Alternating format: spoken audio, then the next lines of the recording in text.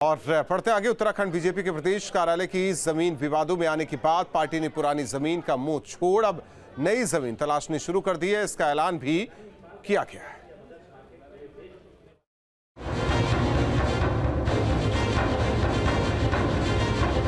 विवादित जमीन पर नहीं बनेगा बीजेपी दफ्तर। बीजेपी दफ्तर के लिए तलाश रही नई जमीन। क्या पुरानी जमीन से मुंह छोड़ पाएगी बीजेपी?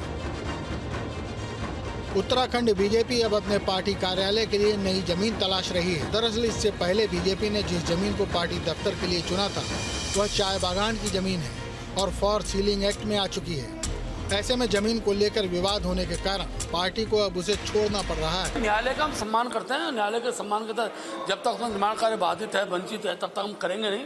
और हम नई जमीन तलाश रहे हैं और नई जमीन पे ही हमारा कार्यालय बनेगा। सरकार को घेरने का कोई मौका न छोड़ने वाली कांग्रेस ने इस मुद्दे पर बीजेपी को घेरना शुरू कर दिया है। कांग्रेस प्रदेश प्रवक्ता गरिमा दासोनी ने बीजेपी पर लैंड जिहाद का आरोप लगाया और कहा कि बीजेपी ने अपनी ताकत का इस्तेमाल कर उस जमीन की खरीद फरोख्त की है। सवाल यहाँ ये उठता है कि जब पहले से ही पता था कि वो ज़मीन सीलिंग एक्ट के अंतर्गत आती है और वहाँ ज़मीन खरीदना वर्जित है, तो फिर भाजपा ने अपनी कौन सी शक्ति का इस्तेमाल करके वहाँ ज़मीन जबरन खरीदी और अब दूसरी ज़मीन की ढूंढ चल रही है। साल 2010 में बीजेपी ने दफ्तर के लिए जमीन खरीदी थी। साल 2020 में पार्टी दफ्तर की आधारशिला रखी गई। पार्टी के राष्ट्रीय अध्यक्ष जेपी नड्डा ने इसका वर्चुअल भूमि पूजन भी किया था। 3 मंजिला नए पार्टी कार्यालय के निर्माण की आधारशिला रखी थी। चाय बागान की सीलिंग जमीन होने के कारण विवाद हो गया। एडीएम कोर्ट से पूर्व प्रदेश अध्यक्ष बिशन सिंह चुफाल को नोटिस भी मिल चुका है।